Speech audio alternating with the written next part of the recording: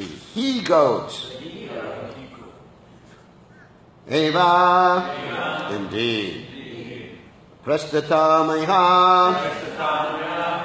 beloved. Ramamanam, engaged in sexual activities. Aja, the she-goat. Anyaya, with another she-goat. Vilokya, by seeing. Kupasang Vigna, the she-goat who had fallen into the well. Na, not. Amrishat, tolerated. Vastakarma, the business of the goat. Tat, that. Sex is accepted here as the business of the goat. So translation, when the she-goat had fallen into the well, when the she-goat who had fallen into the well saw her beloved goat engaged in sexual affairs with another she-goat, she could not tolerate the goat's activities. You can repeat. When the she-goat who had fallen into the well saw her beloved goat engaged in sexual affairs with another she-goat, she could not tolerate the goat's activities. So there's no purport to this text. Read the next text with its purport. Text 8. Panduridam suridrupam kaminam kshanasauridam indriyaramamutssritsya swaminam dukhitaya.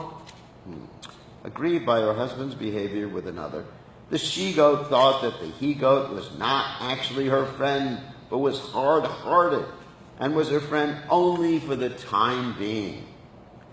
Therefore, because her husband was lusty, she left him and returned to her former maintainer. So purport by His Divine Grace, A.C. Bhaktivedanta Swami, Srila Prabhupada Ki Jai. The word Swami Nam is significant. Swami means caretaker or master. Devyani was cared for by Shukracharya before her marriage, and after her marriage she was cared for by Yayati. But here the word Swami Nam indicates that Devyani left the protection of her husband Yayati and returned to her former protector, Shukracharya. Vedic civilization recommends that a woman stay under the protection of a man. During childhood, she should be cared for by her father, in youth by her husband, and in old age by a grown son. In any stage of life, a woman should not have independence. So, controversial purport today. Okay. So, Om Ganat Timidanda Shah Gananjana Shlakaya Chakshur Meditam Yena Tasmai Shikadaveda Maha. So this is not simply one particular statement of Srila Prabhupada's. There are multifarious and many statements that Srila Prabhupada has made in the same regard, in different contexts. So let's try to understand this particular statement, of course, in line with the modern world. It's definitely a modern world, and how to apply it in the modern world. So, of course, Prabhupada generally refers to this particular strategy that women should always be protected because the women, he uses the word sometimes less intelligent, but I'm going to unpack that because the women generally have let's say, are more susceptible to emotions than the men. Not that women are necessarily less intelligent in different endeavors in this material world. In fact, we find that women in many cases can excel men in different intellectual endeavors. I know even in programming, computer programming, we find the women are sometimes better than men. And it's because they have more patience than the men do. And anyway, in certain areas, the women can be more intelligent than the men. And so we're not talking about intelligence in terms of ability to do certain activities in this world or even to be expert in certain activities. We're talking about in terms of discrimination, because discrimination between, right and wrong, or between what Krishna wants and what Krishna doesn't want, can be interfered with by our emotions. That's really important to understand. For all of us, men, women, of course, children, very emotional anyway, that emotions can just like color our perception. There are different emotions, of course. There's anger. Anger is one of the big ones. That it sort of colors your sense of judgment. Anger, or specifically when one has unfulfilled needs. Because we were talking about this in the seminar, that we all have needs, different needs. And of course, the main need that the ladies have is the need for protection. And the reason that ladies have a need for protection is because there's all sorts of predators out there. I mean, for example, if I was in the jungle right now, let's say in the African savannah, of course, or else in a big city, then I'd always be alert because, there's so many predators out there. And I would definitely want to carry a gun, or I would want some bodyguard. Isn't it?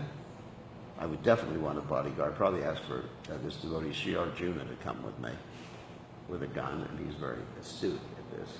So, because I'd feel unprotected. And as soon as I would see someone with a gun, ready to protect me, not to shoot me, of course, I feel great affection for such a person, isn't it? I mean, when you're in a place where you're surrounded by predators, and for example, I get certain messages from one of my lady disciples, who's married in Germany. Anyway, I guess I know her as a Sita. And she's explaining to me that every time she goes somewhere, and it's not her husband, she was with her husband the other day, for example, at the bank of the Rhine River. Rhine River is a river in Germany, for those of you who don't know, and which the Germans are very attached to, but basically the cities are all just dumping their refuse into it. I joke with the devotees about that. So anyway, so she's by the bank of it. So her husband goes off, for a few minutes to just feed the ducks or something like that. And this man just comes up and says, what do you think about sex?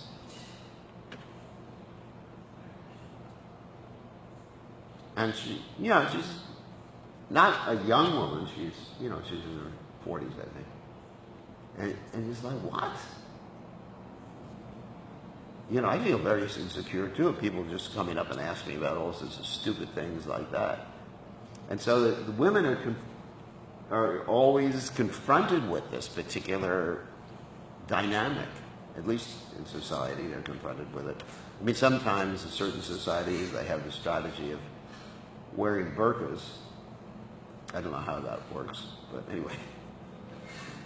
In fact, it may cause men to be more attracted to them because, you don't know what's underneath. You could have that's the ugliest mug in the world, but if you're wearing a burqa, you can't tell. I mean, just like in that story of Kichika and Bhimsen. Bhimsen, I guess, had sort of a sari or something over his head. And when Kichika comes in, he removes the covering on his head, and then basically Kichika sees this not attractive young girl anymore. It's a thug, or a very strong man.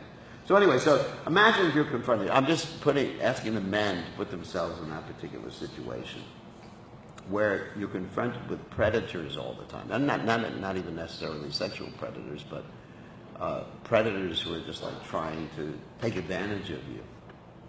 And it would cause a lot of anxiety. If I was walking down the street and everyone was looking at me and literally, undressing me with their eyes, which is what the men do, whatever. And so, actually, so Sita was explaining to me, it's just like being surrounded by gorillas all the time. She uses that particular expression. She says that there's gorillas. You go into the supermarket and there's a gorilla there. Fortunately, she's a very chaste lady. And she's very dedicated to her husband, dedicated to her spiritual master. So, there's no question. So, but all, contiguous. This is in Germany, a so-called civilized country, not like America. And they have a good prime minister in Germany, right? Anyway, what? For now, yeah. Yeah, she may get thrown out because she got too liberal with the immigrants. And people are rebelling against that. Anyway, so can you imagine such a situation like that? And even in religious societies, one of the primary problems there are in religious societies, in religious societies, something called pastoral abuse. I mean, even in ISKCON, we have this whole, let's say, mechanism set up, or group of devotees who are meeting and deciding different strategies, how to deal with pastoral abuse, and how to judge people who are accused of pastoral abuse. And we had incidents of pastoral abuse, just like you have the child abuse thing, the Child Protection Organization and a local CPT. So maybe one day we're going to have the local, woman, WPT, Woman Protection Team, something like that. Because it's so prominent in society. And Prabhupada many times mentioned that the men, they're very enthusiastic about this women's liberation. I mean, sometimes you see these different protests or whatever, like abortion protests and things like that. And there's many men there too. Why the men? Because they want to exploit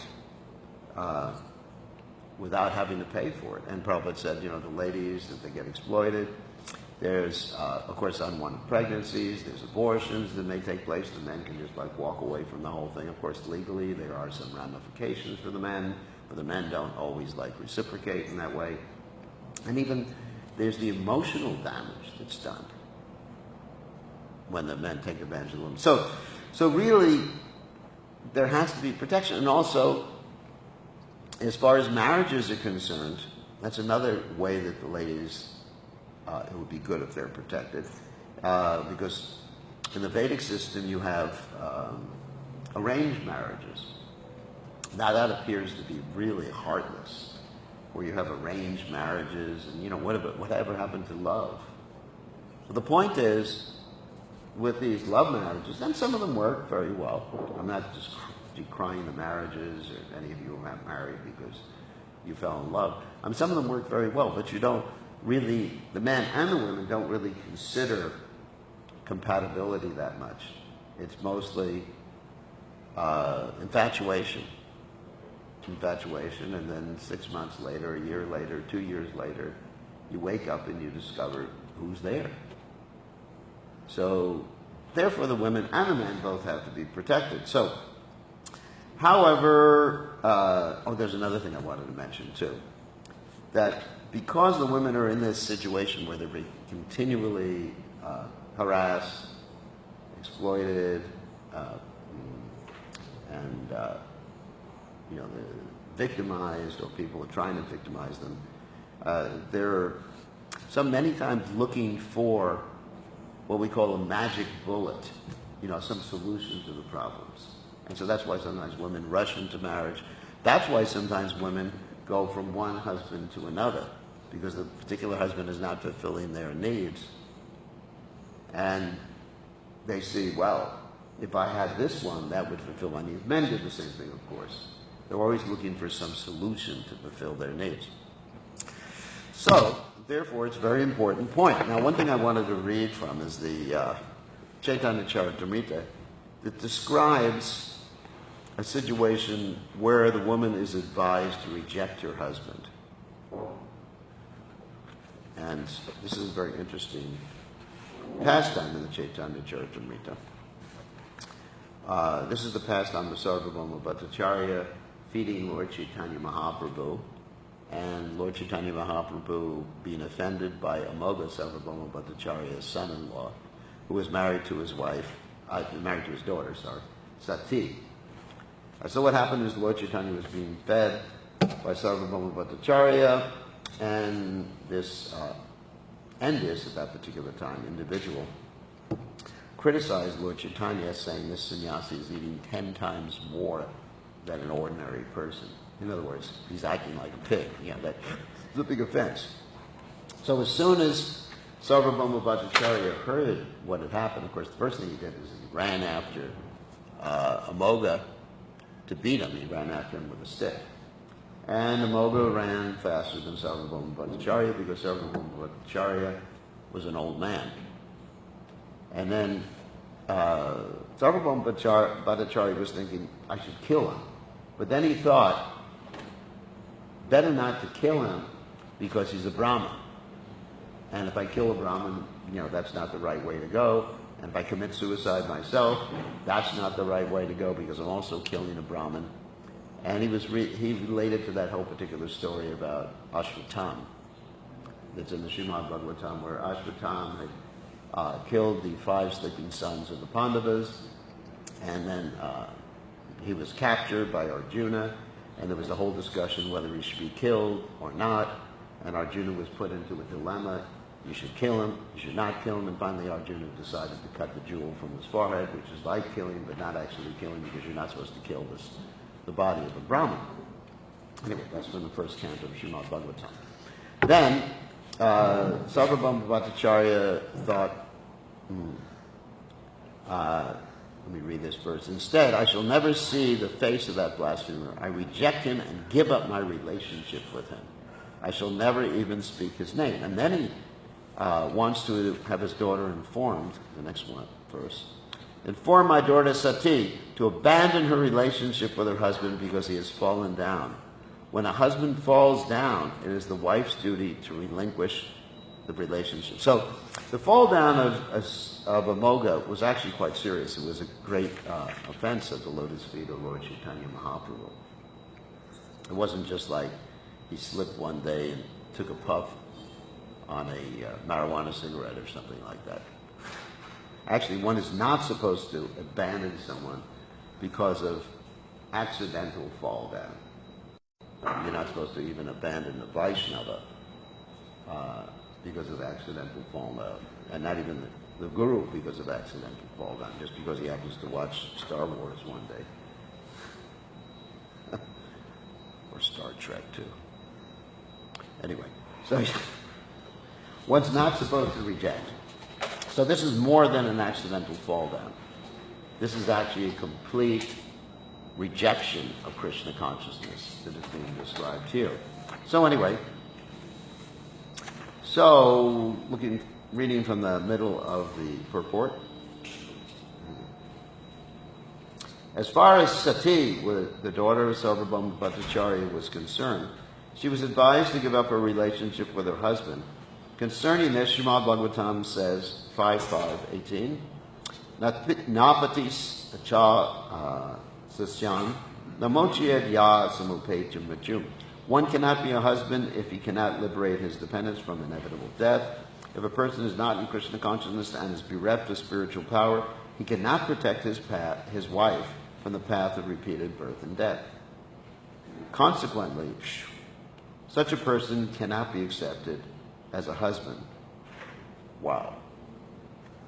A wife should dedicate her life and everything to Krishna for further advancement in Krishna consciousness. If her husband abandons Krishna consciousness and she gives up her connection with him, she follows in the footsteps of the Dvija Patnis, the wives of the Brahmanas who are engaged in performing sacrifices. Wow. The wife is not to be condemned for cutting off such a relationship. In this regard, Sri Krishna assures the Dvija Patnis in Srimad Bhagavatam, 10th canto, 23rd chapter, 31 to 32.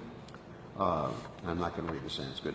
My dear Dvija Patnis. Dvija Patni, of course, means the wives of the Brahmanas. Dvija means Brahmana. It also means bird, because a bird is twice born. But in this case, it means Brahmanas. Rest assured that your husband will not neglect you on your return, nor will your brothers, sons, or fathers refuse to accept you. Because you're my pure devotees, not only your relatives, but also people in general, as well as the demigods, will be satisfied with you. Transcendental love for me does not depend upon bodily connection, but anyone whose mind is always absorbed in me will surely very soon come to me for my eternal association. Another verse here.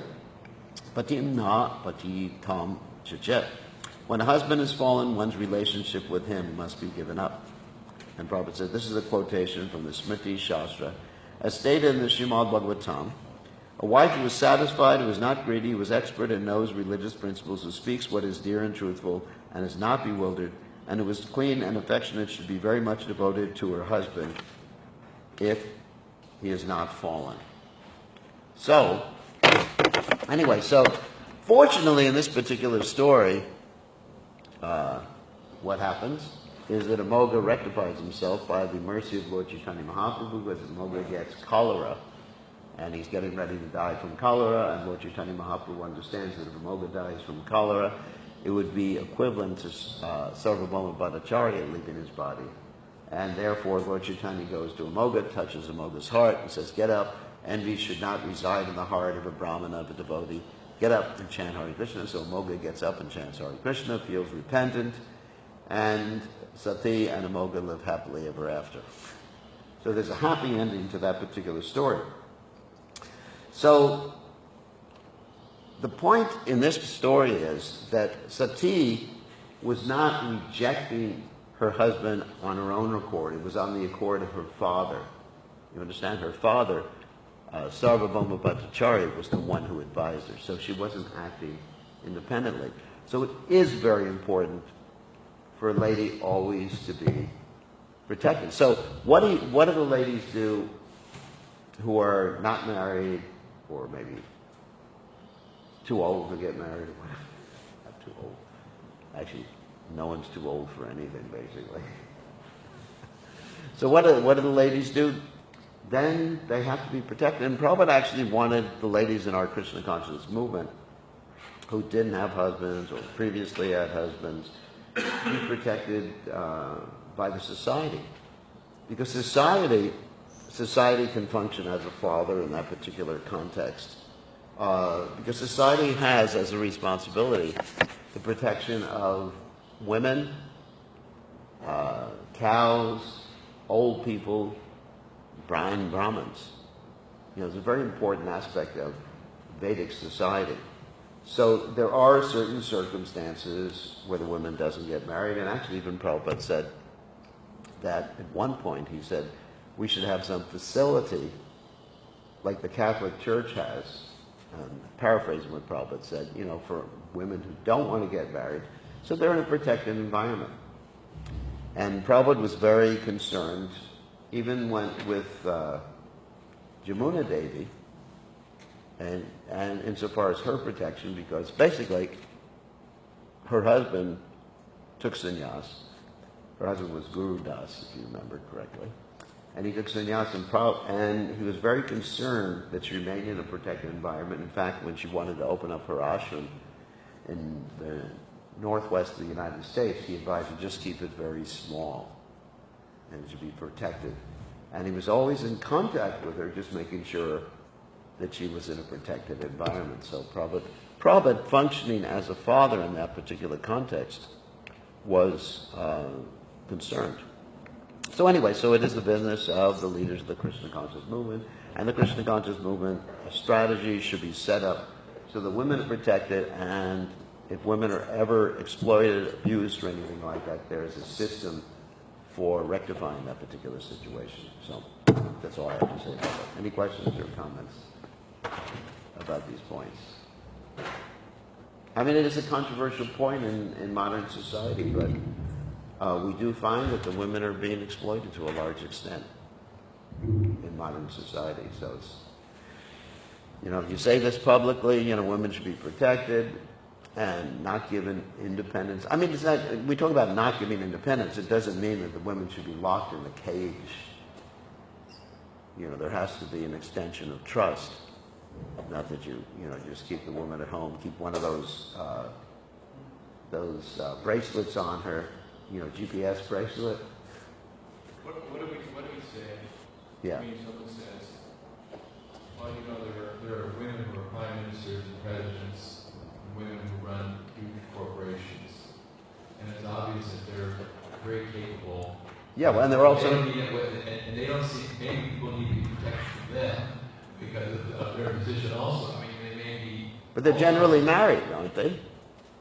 Yeah, so they're being protected. I'm not saying that women can't run large corporations or be prime ministers or something like that, but they're generally married. And the men should be married too when they have these administrative positions. Isn't it? We have the story of Priyavrata, who was asked to take over the kingdom, right? And when he was asked to take over the kingdom, then it was necessary for him to get married, because that protects the man too. It's actually essential. I'm not saying that women can have the position, women can be gurus, women can do anything in Krishna consciousness. But in general, I mean not in general, but they always have to be protected by some mechanism. It may not be the father, it may not be the husband, it may not be the son, but it should be, it should be some like administrative arrangement so the ladies are properly protected. It's just not proper to allow the ladies to be subjected to exploitation by men. And just like you see that in the case, I don't even want to get into this one, but there's a prominent political leader who has exploited many women in the past. And these were the women who were unprotected, going out in beauty pageants, right? I mean, I don't think most men, maybe men are changed, would want their wife just being exhibited in public like that in a beauty pageant. What do you think? Like to the lusty, in these beauty pageants, the women have a swimsuit competition. Okay, I'll say it. Isn't it true? They stopped it. They stopped it. All right, that's good. But in the past, they were these swimsuit competitions. So what does that mean? It's like putting out pieces of flesh. I mean, if you actually think about it, even though it may be couched in some nice thing, like, what was that guy who was saying, "Here she comes, Miss America," or something like that? Robert Parks. Is he dead? Quite dead. So, I mean, what do you think about that? Someone being put out like a piece of flesh, a meat, at the supermarket. I mean, I don't know about husbands because I don't have too much experience in this regard, but I don't think that most men would want their wives put out like that. They would want their wives protected. And so those particular ladies in those situations were exploited by some of the people who were running the pageants or paying for the pageants. I mean, look at it. I mean, just look at the news or the history of some of our present political leaders, and you'll see this exploitation is so prominent. And it's disgusting. So, children, women, Brahmins also need to be protected because Brahmins are very soft-hearted. That's another point. Brahmins, naturally, even if someone attacks them, they won't get vengeful towards them. They'll just say, well, we got to forgive them, we have to help them, and then the person can keep, it's the same thing with being a Brahmin. Actually, my poor was telling me this the other day. He said, you're too soft-hearted. He was like, stop it already, nonsense. No, he didn't say that. But he said, stop it already. So, the Brahmins are also soft-hearted. That's why they need to be protected. Whereas the Kshatriya, he doesn't need protection. Someone comes up to him and challenges him. He says, all right, put up your dukes. The Brahmin says, I surrender. Like that, isn't it? So that's why Brahmins fall into the same category. And women are soft-hearted, and the men take advantage of that. So. I mean, it sounds the way you're speaking that when you speak about Vedic culture, it's a culture of protection. We live in a culture of exploitation. Yeah, exactly. Exactly, the opposite type of culture. And Prabhupada wanted us to establish a culture of protection, at least within our Krishna consciousness movement. And of course, we do need these mechanisms because we're bringing a lot of people in who have some lower qualities, and that's why we need the mechanisms of child protection organization and pastoral abuse organization to deal with that, because people come from lower qualities and not high class. You know, a lot of people don't have the high class qualities when they come to the Christian conscious movement. We've had so many incidents of pastoral abuse in our movement. Incredible. And the church has so many incidents of pastoral abuse. So there has to be arrangement somehow or other. The principle is the women should be protected. How you do it, that needs to be discussed. And if there are any questions or comments, arguments, problems, issues? One thing I was reflecting on also is sometimes there's this misunderstanding that women don't have a varna or a nature. Yeah. But we can actually see that according to one's nature, if one's in a woman's body that are medically inclined, the type of protection that they would require will be different than someone that has other inclinations. So that how one is properly engaged is very, very important also. Yeah. Protection is not only from predators, but protection means to be engaged properly so the mind is controlled. Yeah, that's actually, thank you for bringing that up. You know, just like the spiritual master protects the disciples by ascertaining the psychophysical nature, that applies both to men and women. That the psychophysical nature, you know, some ladies are expert managers, like Lady Shakti, so they have to be engaged in management. And some ladies like to sew. They have to be engaged in sewing and other things like that. Anyway, just like with the men. So that's part of protection. Thank you. Yes? I just want to say the way America is, since the 1950s, the men need just as much protection as the women. That's true. Because we're being affected also by the system that runs us. That's true. That's true. That's true. That's true. I mean, it's an exploitative society. I mean, we are being exploited every minute by the media. I mean, even if you want to watch a YouTube of the Ramayana or something like that, you get all these advertisements at the same time. Yes, we're getting exploited economically, psychologically, socially, in every other way. So basically, we all require protection. But I was commenting on Srila Prabhupada's comments there on this particular verse. Okay. Thank you all for watching, all you ladies for watching.